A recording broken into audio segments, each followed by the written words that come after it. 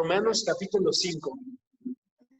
Romanos capítulo 5. Y voy a cambiarme de conexión para que no me vaya.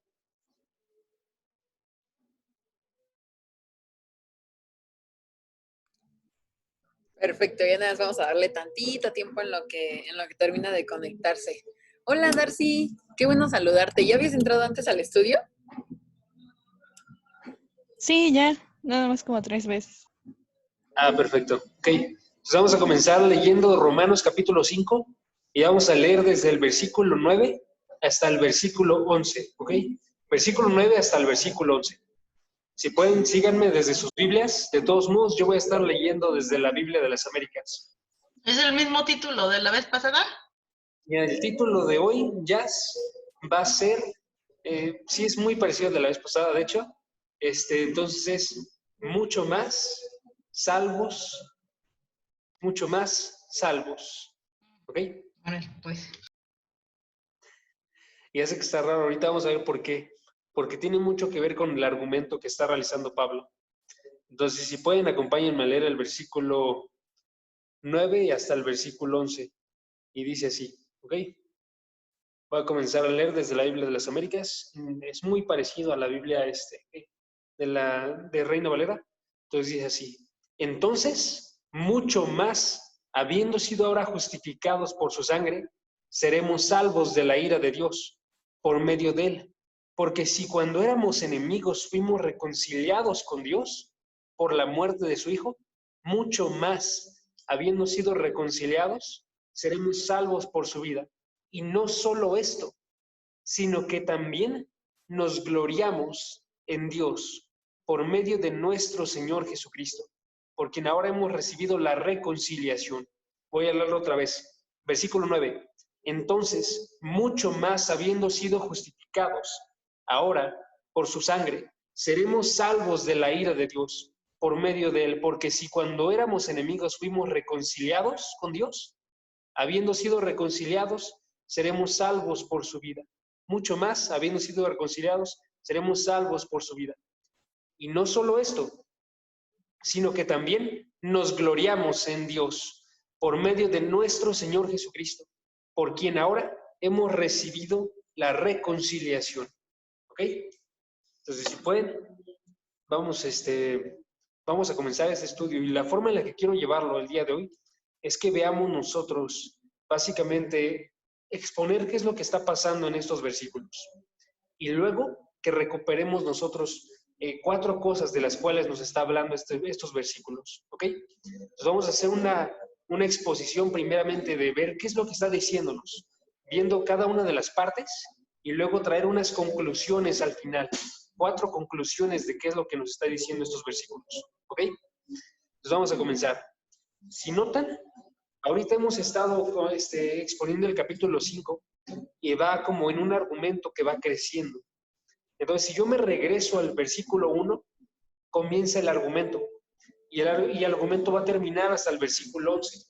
En el versículo 1 estamos viendo nosotros que dice, habiendo sido justificados por la fe, tenemos paz. ¿Ok? Nos habla de que tenemos nosotros algo. Tenemos una paz que surge de la justificación. Pero chequen, no solamente surge esta paz, sino que va haciendo una liga entre cada uno de los versículos y va sumando otra cosa más. Y entonces si me voy yo al versículo 2, puedo ver que se suma algo más arriba de esta paz. Dice, por medio de quien también hemos obtenido, también nos dice, hay algo más. ¿Sí? Entonces tenemos paz nosotros, pero también hemos obtenido entrada por la fe a esta gracia en la cual estamos firmes. Primero había paz, luego hay una gracia en la cual estamos firmes, luego nos dice el versículo, nos gloriamos en la esperanza de la gloria de Dios. Entonces paz, luego está la gracia en la cual estamos firmes, luego está una gloria en la esperanza de la gloria de Dios. ¿Sí? Una gloria en la esperanza de la gloria de Dios, que tenemos esperanza futura. Y luego se agrega otra más, versículo 3, y también nos gloriamos en las tribulaciones. Y abajo de esa gloria de la esperanza futura, nos gloriamos el día de hoy, aún en las cosas que son difíciles, ¿Por qué? Porque estas cosas que son difíciles producen esperanza. Versículo 4. Y el carácter probado produce esperanza. Y la esperanza, versículo 5, no desilusiona, porque el amor de Dios ha sido derramado en nuestros corazones. ¿Ok? Entonces está haciendo un argumento en el cual va creciendo de una cosa a la siguiente, a la siguiente, a la siguiente. Y va aumentando cuál es la idea que nosotros tenemos de qué es lo que significa vivir una vida cristiana, ¿sí? Una vida en la cual tenemos esperanza, en la cual tenemos paz con Dios, en la cual tenemos una gracia que nos hace estar firmes, en la cual podemos gloriarnos en una esperanza futura. Y esto es bien, bien importante, porque todo esto es una seguridad de cada uno de nosotros. O sea, no tenemos ninguna duda nosotros de que tenemos esto. De modo que cuando terminamos este versículo 5, nos da la razón de la esperanza. Y entonces chequen el versículo 6. El versículo 6 y al versículo 8 es la razón de lo que sostiene todo lo demás.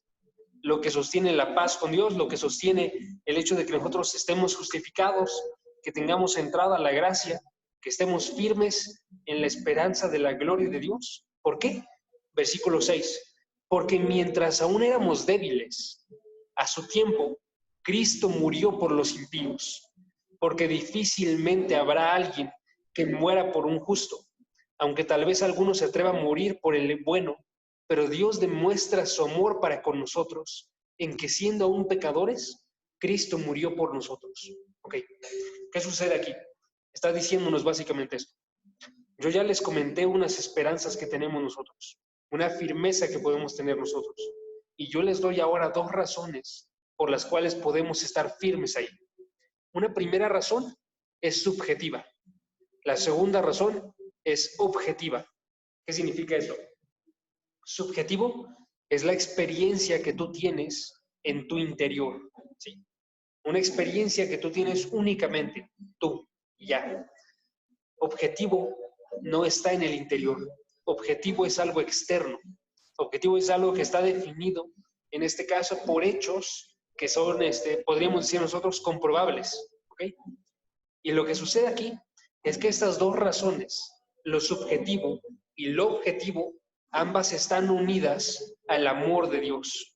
Al amor de Dios. ¿Ok? Chequen otra vez lo que dije. El versículo 5 comienza a hablar acerca de este amor. Y hasta el versículo 8. Y nos da estas 2 fases. Versículo 5 dice, el amor de Dios ha sido derramado en nuestros corazones. ¿Qué es eso? La experiencia interna que tú tienes. ¿Por qué? Porque necesitas una experiencia interna del amor de Dios para poder tú estar firme.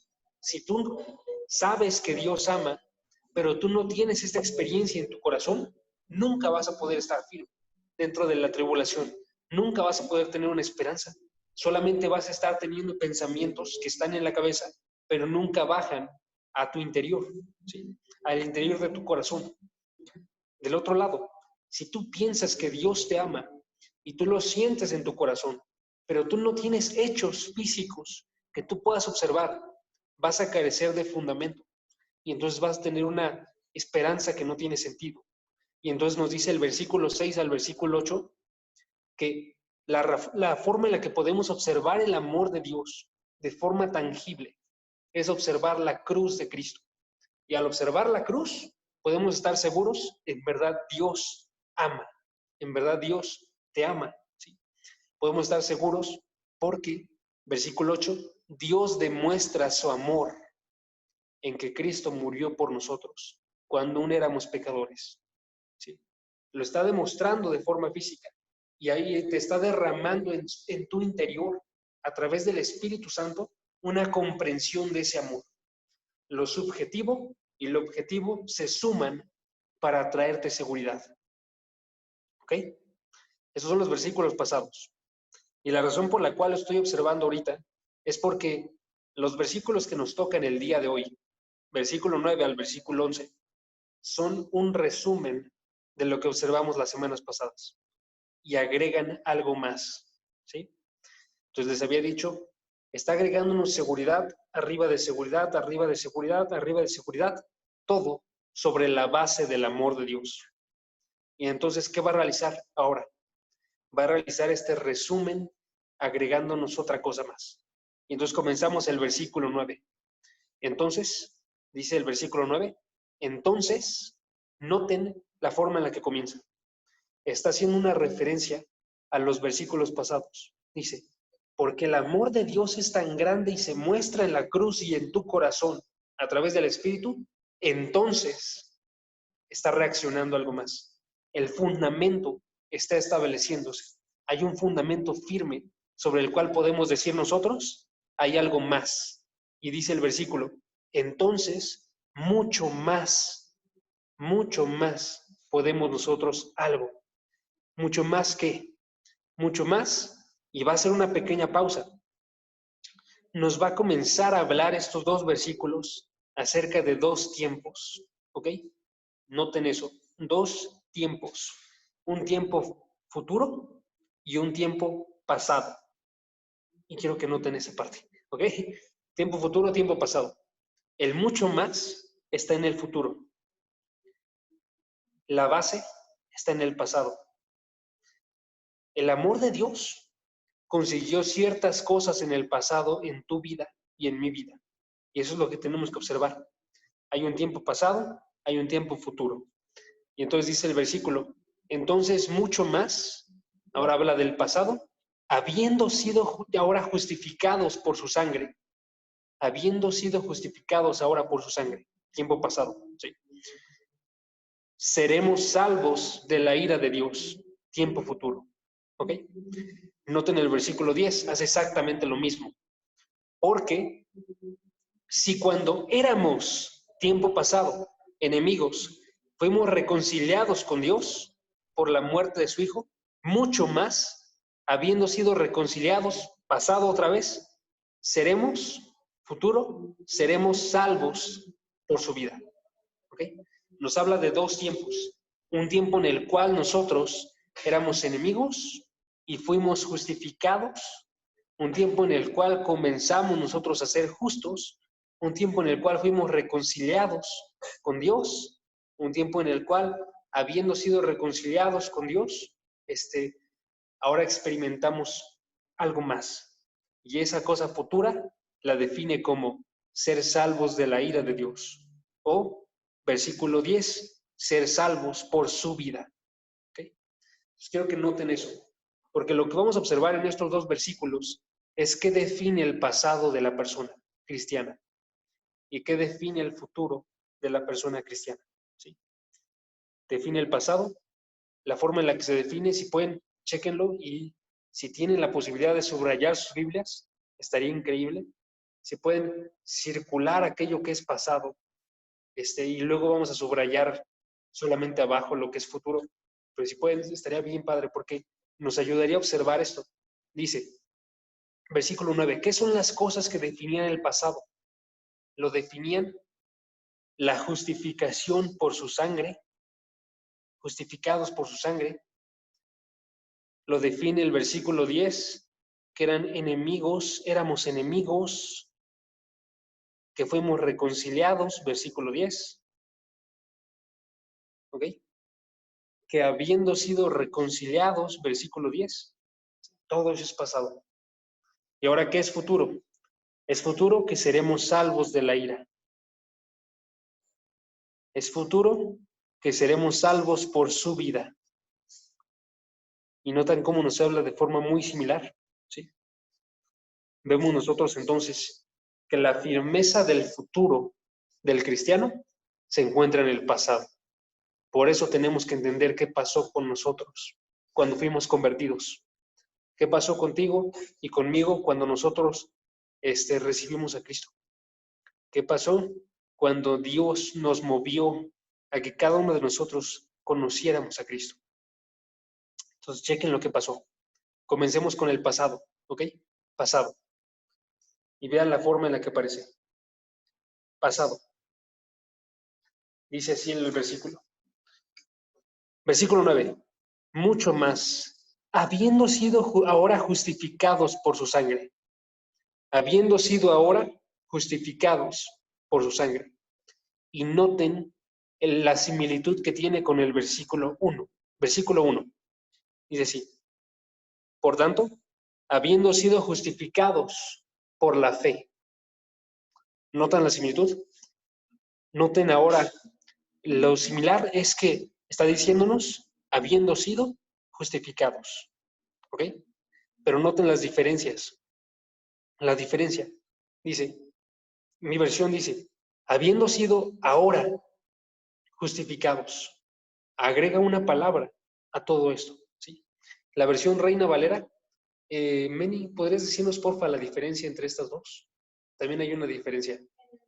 En el versículo 1 y el versículo 9, hay una diferencia entre el fraseo que tiene. Justificados pues por la fe, tenemos para Dios por medio de nuestro Señor Jesucristo. Y el 9 dice, pues mucho más estamos ya justificados en su sangre, por él seremos justificados. Okay. Nota la diferencia, dice justificados ya por Dios, algo así. ¿Cómo era el versículo primero? Exactamente. Justificados pues. ¿Y el versículo 9? Pues mucho más estando ya justificados. ¿Sí? Está cambiando. En uno dice justificados pues, en el otro estando ya justificados.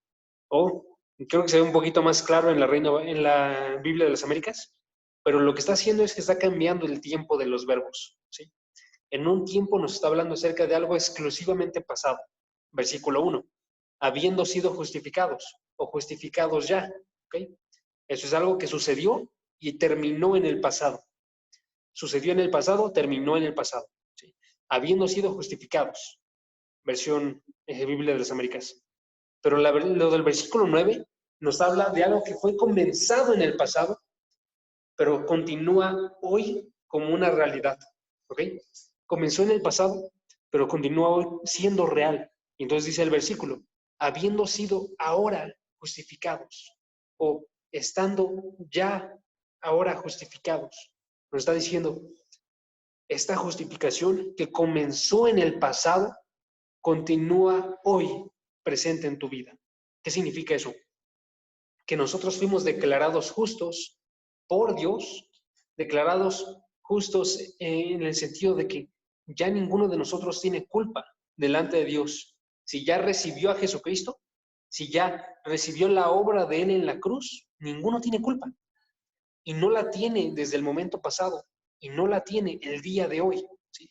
Ninguno de nosotros la va a tener aún en el futuro, porque estamos nosotros ya justificados.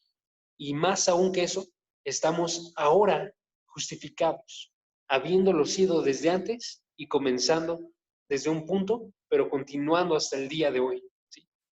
Noten entonces que nos habla de algo que es una realidad pasada y presente. Y luego dice el versículo, por su sangre. En el versículo 1 decía, por la fe.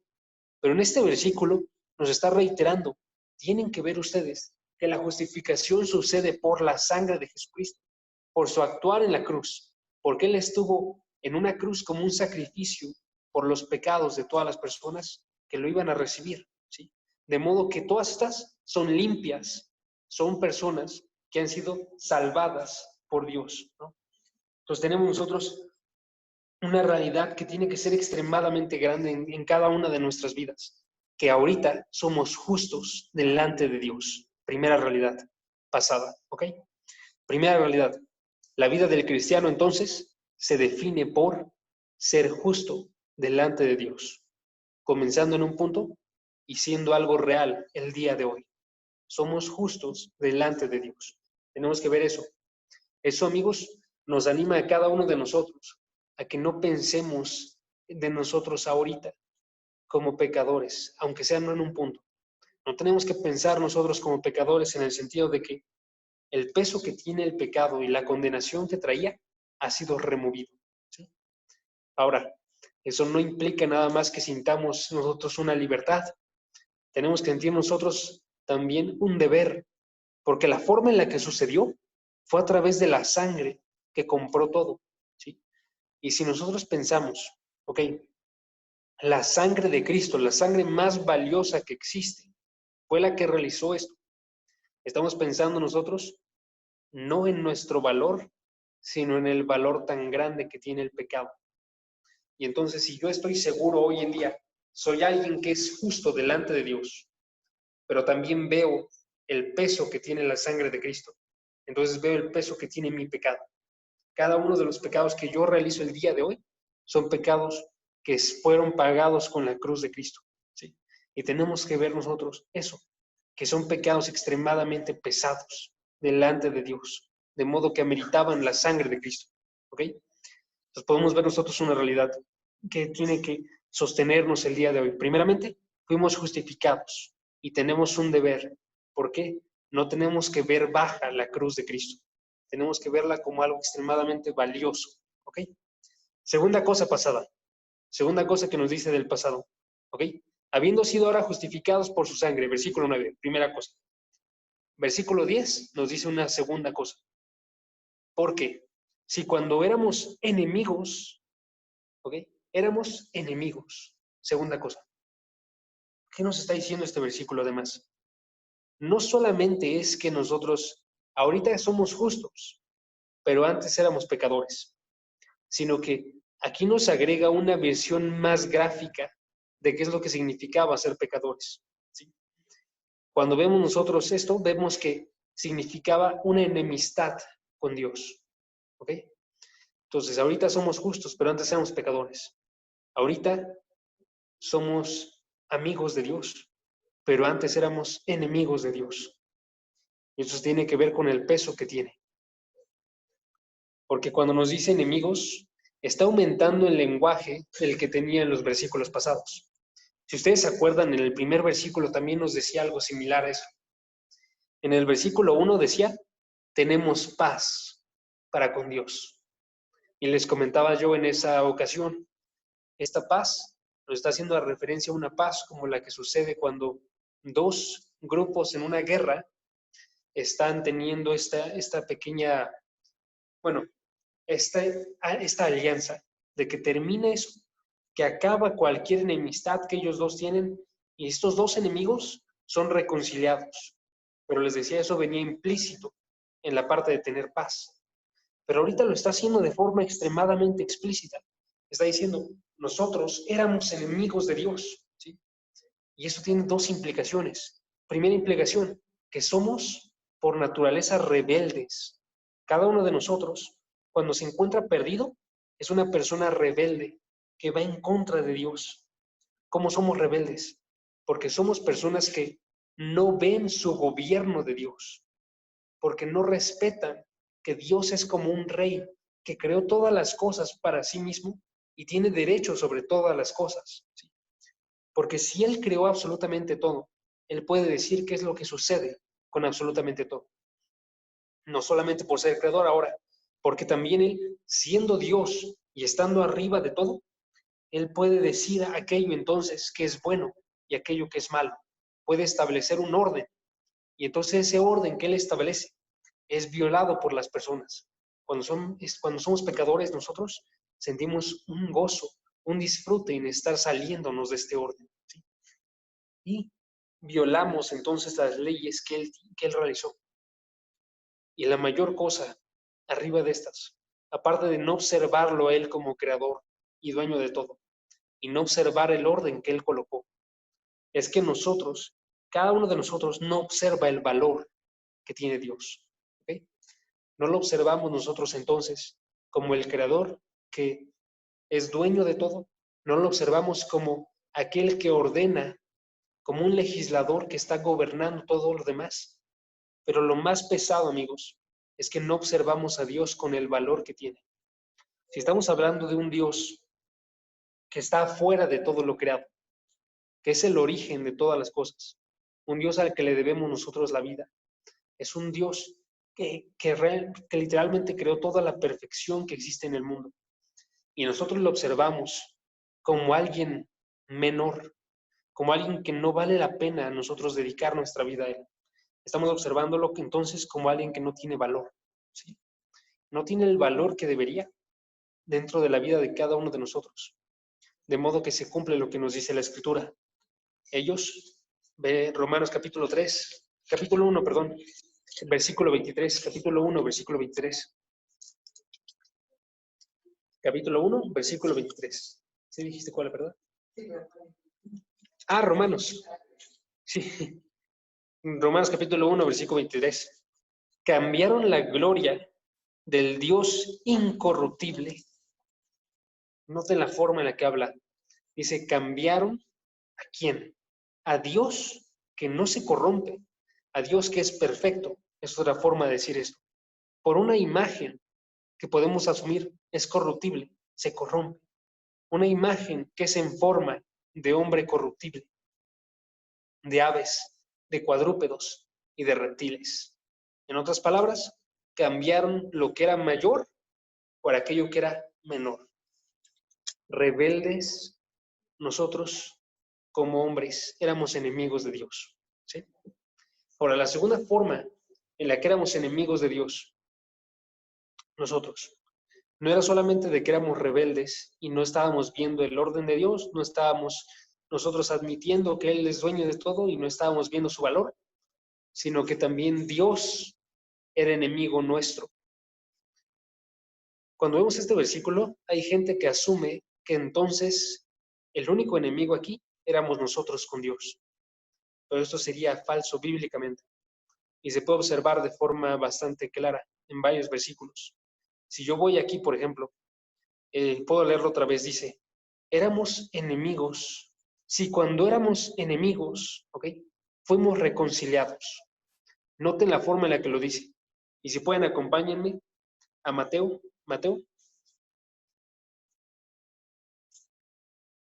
Voy a leer otra vez el versículo.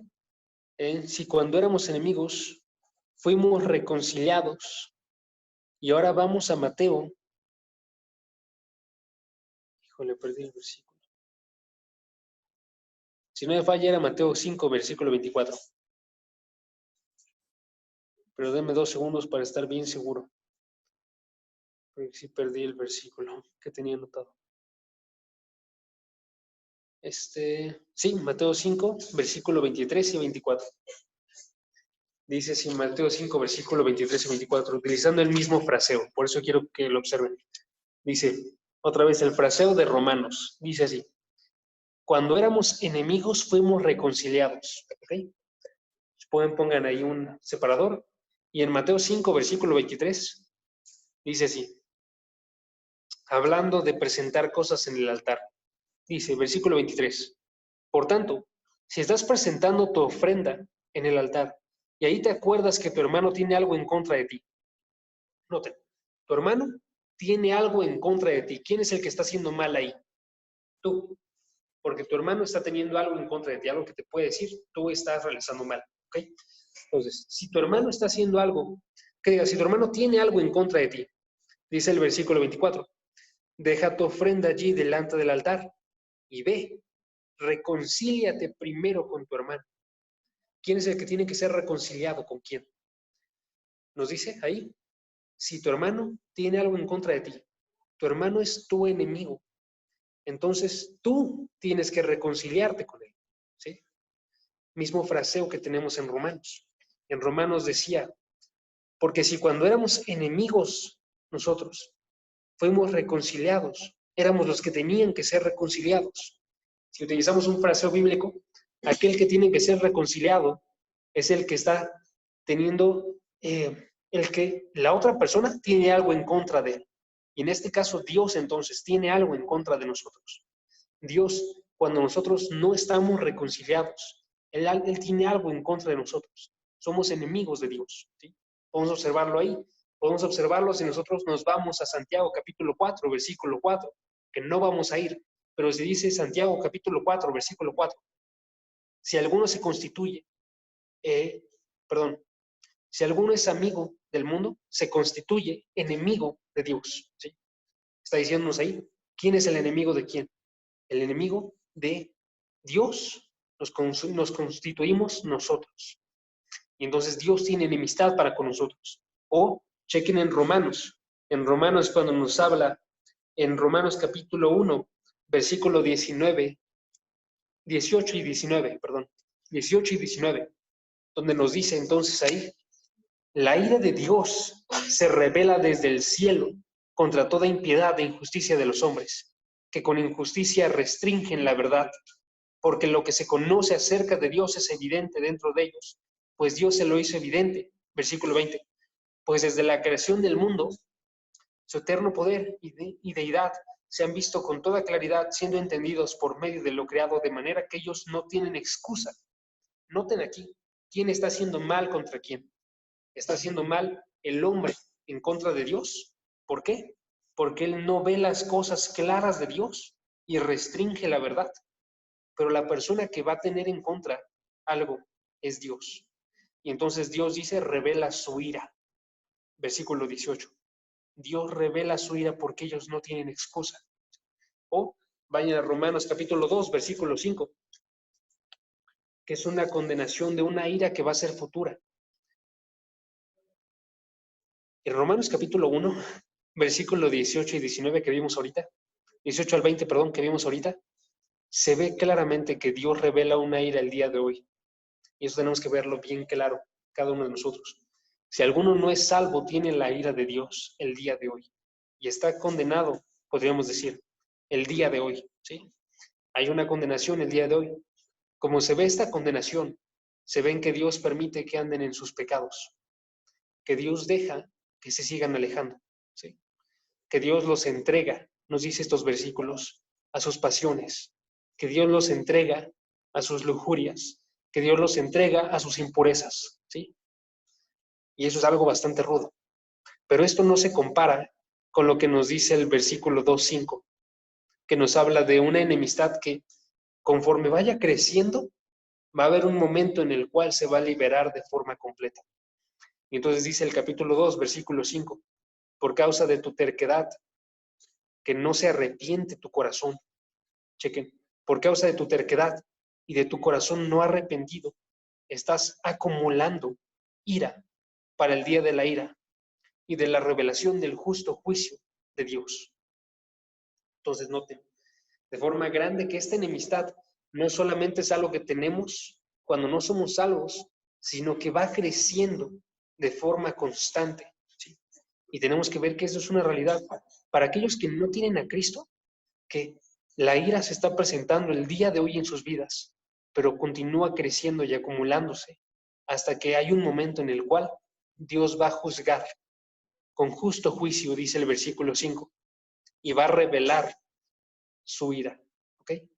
Somos enemigos de Dios porque nos rebelamos, y somos enemigos de Dios porque Él entonces, cuando nos rebelamos nosotros, se convierte en en este ser que va a liberar una ira en contra de nosotros. Regresamos a Romanos capítulo 5, capítulo 5, versículo 10.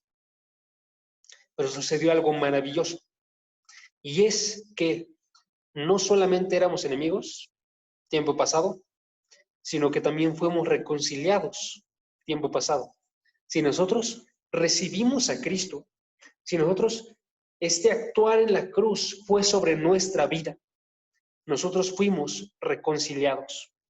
Y si tenemos el peso grande que tiene esta ira de Dios, entonces podemos tener el peso grande que tiene esta reconciliación de Dios, ¿sí? Cuando les dije la parte de ser justificados, les hablé de la sangre. Y les dije, es una sangre extremadamente valiosa por el pecado tan grande. Es también extremadamente valiosa porque éramos enemigos. Pero entonces nos hace ver también a nosotros el valor que tiene nuestra reconciliación. El valor que tiene que ahorita nosotros tengamos una relación con Dios, ¿sí? Porque si éramos enemigos, ahora somos amigos. Ahora estamos cerca. Y somos, digo, ahorita estoy utilizando la palabra amigos, pero les quería decir, somos más que amigos. Nos somos llamados nosotros hijos de Dios, que tenemos la misma naturaleza de Dios y tenemos una cercanía, una intimidad tan grande con Dios que somos hijos, ¿sí? Chequen Romanos capítulo 8, versículo 14 y versículo, no, nada más el 14, el versículo 14. Y noten, eso es lo que quiere comentarnos. Esta reconciliación llega a un punto en el cual, en Romanos, tiene su clímax en el ser hijos de Dios, ¿sí? Romanos 8, versículo 14 dice, Romanos 8, versículo 14 dice, porque todos los que son guiados por el Espíritu de Dios, los tales son hijos de Dios. Ahora nada más voy a leer ese versículo, pero continúa con esta idea. Entonces continúa con esta idea hasta el versículo 17 y continúa creciendo con cuáles son las ventajas, cuál es lo tan grande que es ser hijos de Dios, ¿sí? Porque somos guiados por el Espíritu, porque son quitados los pecados, porque tenemos una relación grande con Dios en la cual nunca podemos dudar nosotros de esa seguridad que tiene ser hijos, ¿ok? Entonces, habiendo sido enemigos de Dios, fuimos reconciliados con Dios. Chequen una tercera cosa del pasado y ya nos vamos al futuro. Una tercera cosa del pasado. Habiendo sido reconciliados, dame 2 segundos, éramos enemigos, fuimos reconciliados con Dios por la muerte de su Hijo. Y entonces noten que la misma cosa que sucedió en el versículo 9, sucedió en el versículo 10. La misma base. La base de todo esto fue la muerte de su Hijo.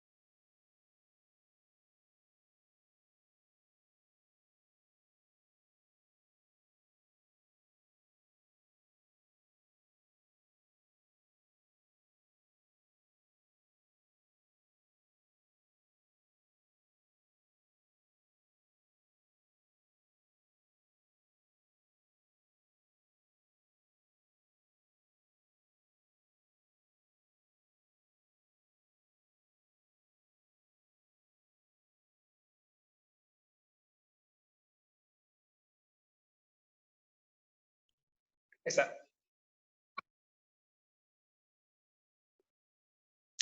Ahí está. Ok. Les estaba diciendo ahorita que la razón para ambos versículos es exactamente la misma. No sé si escucharon esa parte. Que en el versículo 9 y en el versículo 10, en ambos nos menciona la muerte de su Hijo, ¿no? Yo voy a continuar desde ahí.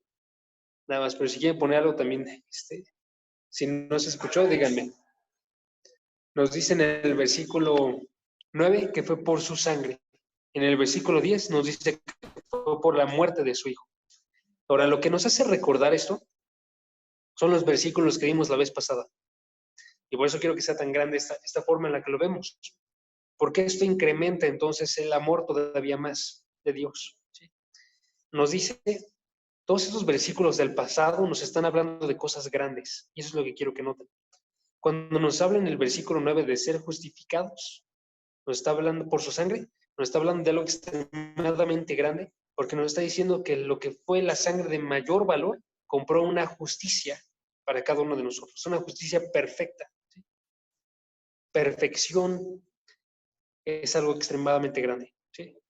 En el versículo 10 nos dijo, éramos enemigos, estábamos del lado contrario a Dios, pero somos reconciliados, estamos del lado más cercano de Dios. Es algo extremadamente grande. Y lo que hace con esta parte de su Hijo es que nos da algo, una tercera cosa que es extremadamente grande, que es que no solamente fue una acción pequeña la que hizo Dios, sino que fue el entregar a su Hijo y todo lo que conllevaba esto. Y nos recuerda el versículo 6 al versículo 8. Versículo 8, léanlo. El versículo 8 dice así, pero Dios demuestra su amor para con nosotros, en que siendo aún pecadores, Cristo murió por nosotros. Entonces nos está hablando con esta muerte de su Hijo, del mayor acto de amor que existe en todo el mundo, del mayor acto de amor que existe y existirá en todos los tiempos, ¿sí? ¿Por qué? Porque esta es la forma en la que Dios demuestra su amor. Entonces crece una cosa sobre la otra, Si estamos justificados nosotros y somos hechos justos, perfectos delante de Dios, es algo grande. Si nosotros tenemos una amistad, una unión como hijos de Dios, es algo extremadamente grande. Si nosotros vimos la muerte de Cristo, vimos el amor de Dios, que es extremadamente grande. Y todas estas cosas, para un cristiano, están en el pasado. Todas estas cosas son cosas que un cristiano puede decir: esto yo ya lo experimenté. Ya experimenté el ser hecho justo delante de Dios. Ya experimenté el ser hecho amigo de Dios y el tener una relación íntima con Dios. Y ya experimenté el observar el amor de Dios en la cruz. ¿Sí? Y ahora eso nos lleva al futuro. Porque la forma en la que funciona el argumento es: lo más grande que pudo existir en nuestras vidas pasó en el pasado.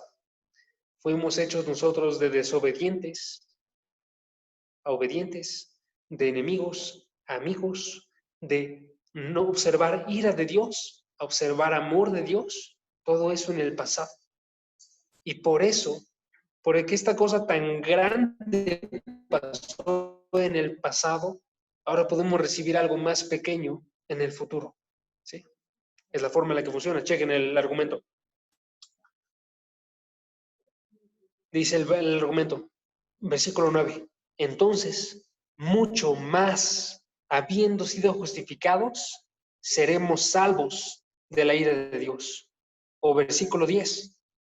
Cuando éramos enemigos, fuimos reconciliados con Dios por la muerte de su Hijo. Mucho más, habiendo sido reconciliados, seremos salvos.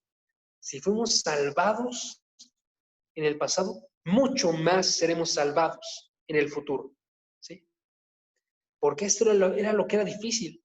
Porque en este momento estábamos lejos, y éramos enemigos, y éramos injustos. Pero en este momento, en el momento futuro, en el cual nosotros vamos a ser juzgados delante de Dios, porque nos habla aquí, el ser salvos, nos habla de el juicio futuro de Dios. En ese juicio podemos estar firmes nosotros. Y eso debería de traernos paz.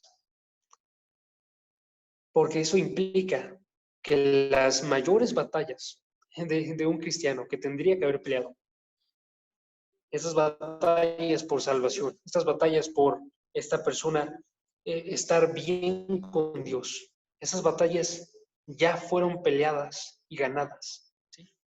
Y la única batalla que le falta preocuparse al cristiano es una batalla futura que estamos esperando nosotros como un juicio y que es algo que ya está resuelto. ¿Sí? Porque cuando lleguemos a este juicio no vamos a llegar como injustos, vamos a llegar como justos. No vamos a llegar como enemigos, vamos a llegar como amigos. No vamos a llegar como personas separadas de Cristo, sino como personas unidas. Y entonces chequen la forma en la que nos habla de esta parte futura. La describe con dos cosas. Chequen. Primeramente dice, seremos salvos de la ira de Dios por medio de Él. ¿Ok? ¿Cuál es la forma en la que nos habla de esta salvación? Nos dice que va a ser por medio de Cristo, por medio de Él. ¿Qué hace referencia a eso? Nos dice que por Cristo es que podemos tener nosotros esta salvación. ¿Por qué? Porque Cristo el día de hoy está gobernando en los cielos. Y Cristo cuando regrese va a estar gobernando aquí en la tierra. ¿Sí? Toda rodilla se va a arrodillar a los pies de Cristo. Y toda lengua va a confesar que Él es el Señor. ¿Sí? O sea, nada va a decir algo contrario a lo que Cristo diga, sino que su juicio va a ser el juicio que va a quedar. Y si nosotros estamos, en este caso, confiando en Cristo y somos ahora amigos de Cristo y estamos con Cristo, Él no nos va a ver mal. ¿Sí? Para que noten esto, vayan a Marcos capítulo 8. No es el único pasaje que lo observa. Quiero decirles, porque esto es una verdad que viene de forma constante en la Escritura. Nos dice la Escritura, todo lo que me ha sido entregado, yo lo acepto y nada hecho fuera. Nos dice la Escritura, esta parte de, a Él se le fue entregado todo dominio y poder y potestad. ¿Sí? nos dice, es la Escritura, a él fue exaltado hasta lo sumo y se le fue dado el nombre que es sobre todo nombre, que eso nos hace referencia a que él puede ahora gobernar arriba de todo. ¿Sí? Pero quiero que vean cómo se relaciona esto con los que están con él, con los que son amigos de Cristo. ¿Sí? Noten Marcos capítulo 8, perdón. Marcos capítulo 8. Dice así el versículo. Y estamos en el versículo 30 y... Deme 2 segundos. 38, el último versículo del pasaje. Dice así. Porque cualquiera que se avergüence de mí y de mis palabras en esta generación adúltera y pecadora, el Hijo del Hombre también se avergonzará de él cuando venga en la gloria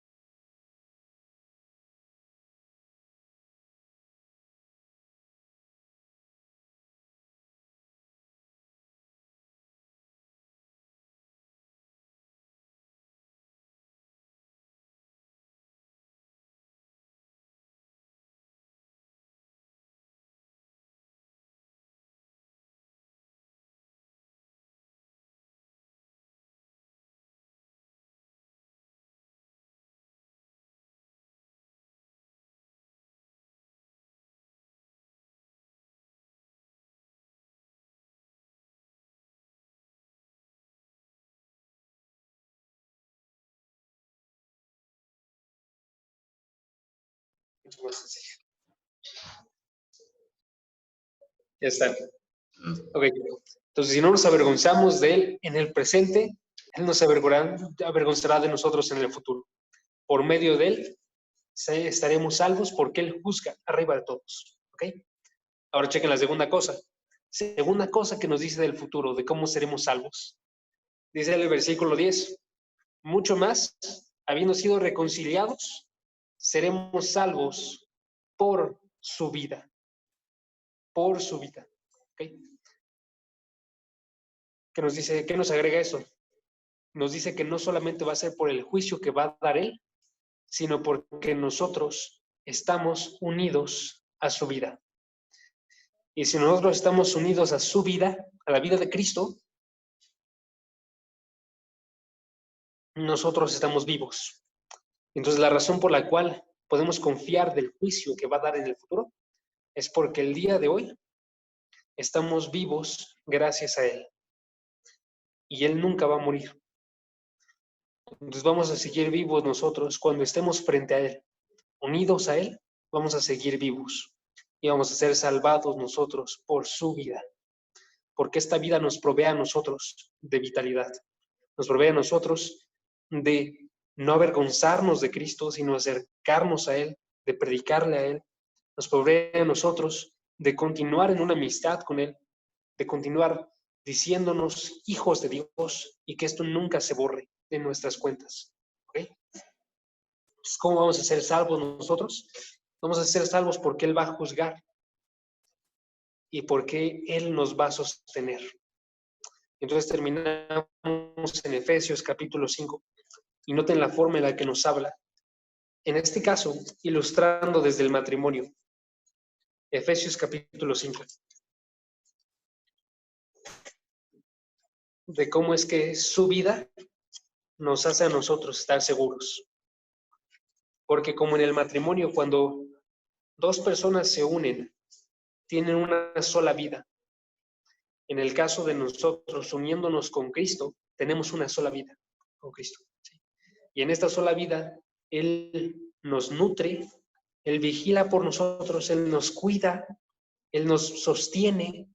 Y entonces dice Efesios capítulo 5, versículo 25. Maridos, amen a sus mujeres, así como Cristo amó a la iglesia y se dio Él mismo por ella. Se entregó por ella, la amó para santificarla, habiéndola purificado con el lavamiento de agua por la palabra, a fin de presentársela a sí mismo. ¿Notan? Él se entrega por ella, se une para que ella pueda entregarse a él y presentarse delante de él como una iglesia en toda su gloria, sin que tenga mancha ni arruga ni cosa semejante, sino que fuera santa e inmaculada. Y entonces dice la conclusión, versículo 28. Perdón, no es versículo 28. No, sí es versículo 28, estoy confundiéndome un buen. Dice, así deben también los 28 de Efesios. De Efesios 5, ya exactamente. Mm. Efesios 5, 28. Así como Cristo se entregó por la iglesia para presentársela santa, versículo 28, también los maridos deben amar a sus mujeres como a sus propios cuerpos, porque el que ama a su mujer, a sí mismo se ama. Noten las similitudes entre los versículos pasados y este. Ama a tu mujer como a tu mismo cuerpo, así como Cristo ama a la iglesia y se entregó a sí mismo por ella, como su propio cuerpo, así como Él la entregó para sí misma, porque el que ama a su mujer, a sí mismo se ama.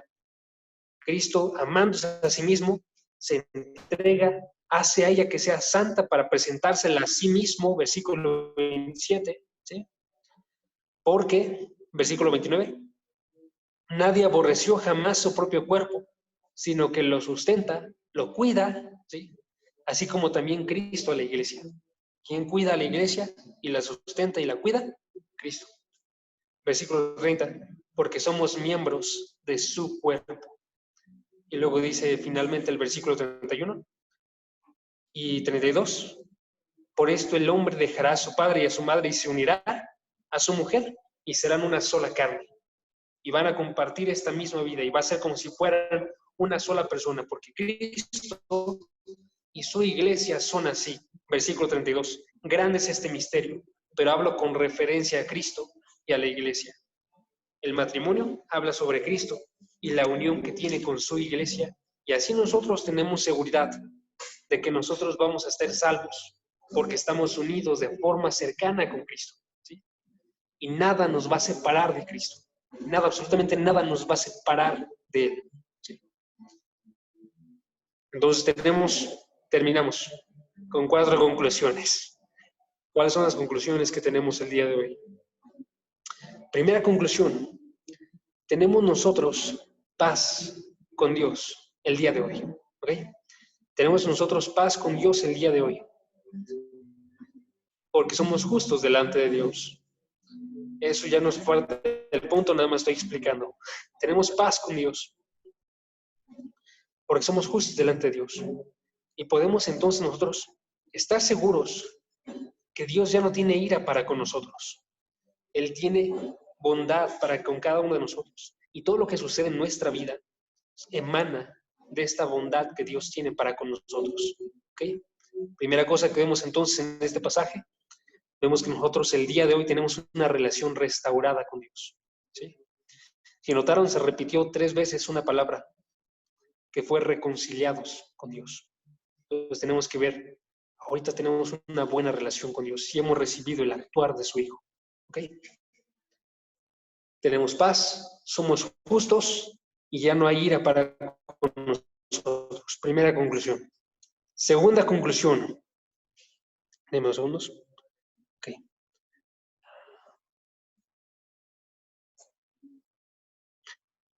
Todo esto se sustenta en una sola fuente. Entonces, se sustenta en la muerte de su Hijo. Segunda conclusión del pasaje.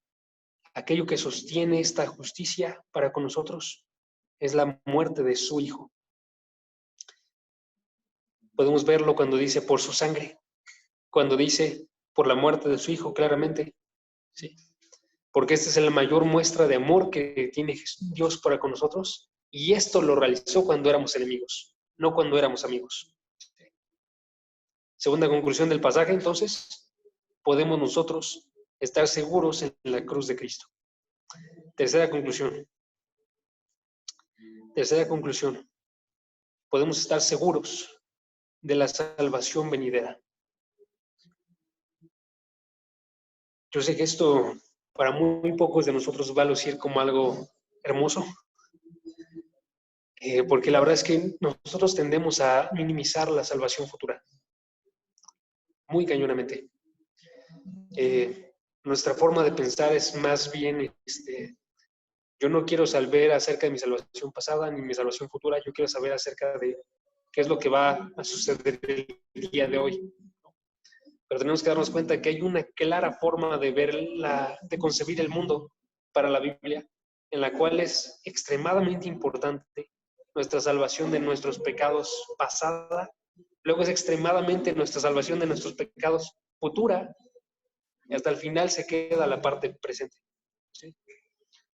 Porque si tenemos la pasada y tenemos la futura, la presente es lo de menos. ¿Sí?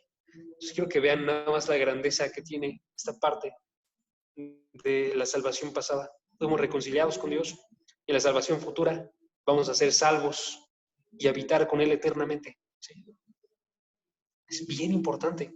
No vemos nosotros qué tan lejos estábamos de Dios y por eso no nos importa la pasada. Y no vemos nosotros la eternidad que implica. Literalmente estamos hablando de un tiempo sin fin y una definición de nuestra vida completamente eterna en las manos de Dios. ¿Sí? Es algo extremadamente grande, si lo pensamos. ¿Sí? ¿Okay? Y cuarta conclusión, y última conclusión, y esta no la vimos en la exposición, pero si nos vamos al versículo 11, nos dice entonces, si todo esto es real contigo, si en verdad tú ya fuiste reconciliado con Dios y tienes paz con Dios el día de hoy y te sustentas en la cruz de Cristo y eres salvo de la venidera, del juicio venidero de Dios, entonces lo que surge en tu corazón es que el día de hoy puedes estar feliz, completo, tranquilo, bendecido, o otra palabra bíblica, puedes estar gloriándote en Dios. Y esa es la conclusión que nos da el versículo 11. O sea, no solamente pensamos en nuestra salvación y en el actuar del amor de Cristo y en el actuar del juicio de Cristo que va a salir todo bien, sino todo eso nos da a nosotros el poder decir, entonces mi mayor gloria y esperanza y todo lo que yo quiero en este mundo es Dios. Chequen el versículo 11. Y otra vez es este argumento de hay algo más. Y no solo esto, no solamente la justificación, la salvación de la ira, no solamente la reconciliación, no solamente la muerte de su hijo, no solamente ser salvos futuro, sino que también nos medio de nuestro Señor Jesucristo, por quien ahora hemos recibido la reconciliación.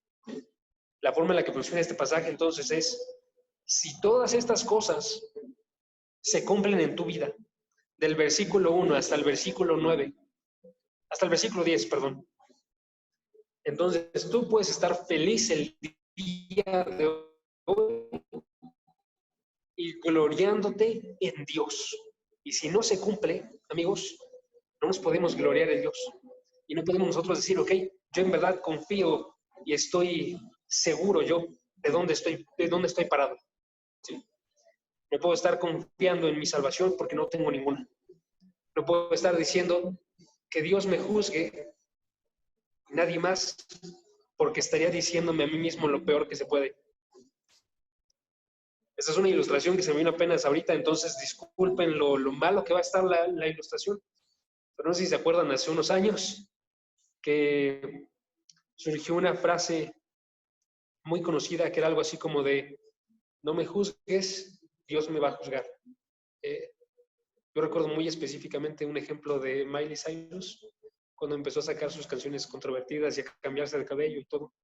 Y decía como de, nadie me juzga, solamente Dios puede juzgarme.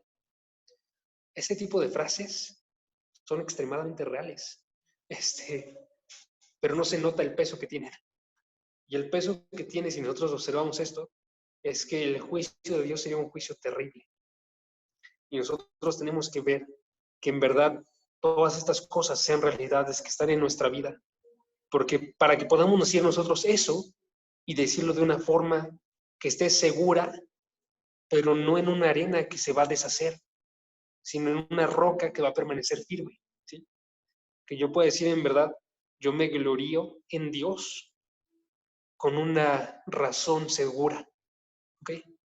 Entonces, el día de hoy, amigos, terminemos nada más cada quien de forma particular orando por que estemos nosotros bien seguros.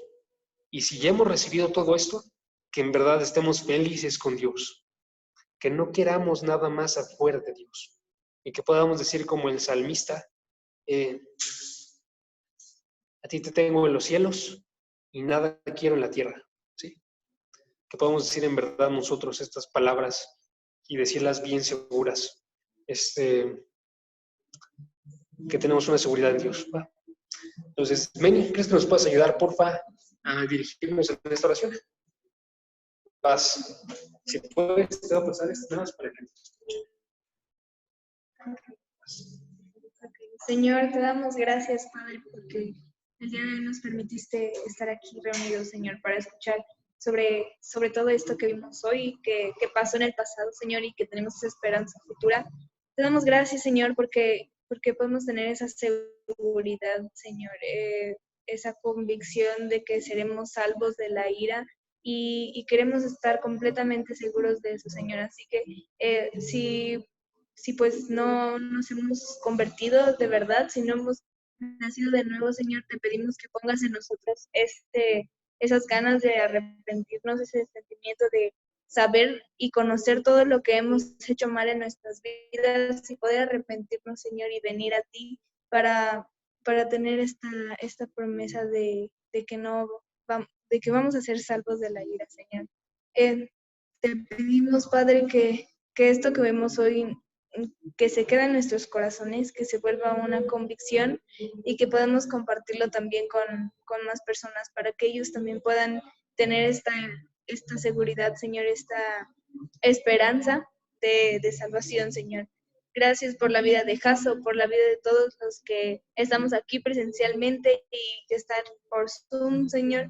Te pedimos por las peticiones de nuestros corazones, que bueno, Señor, tú las sabes todas. Y te amamos, te bendecimos y te damos gracias por todo esto. En el nombre de Jesús. Amén. Amén.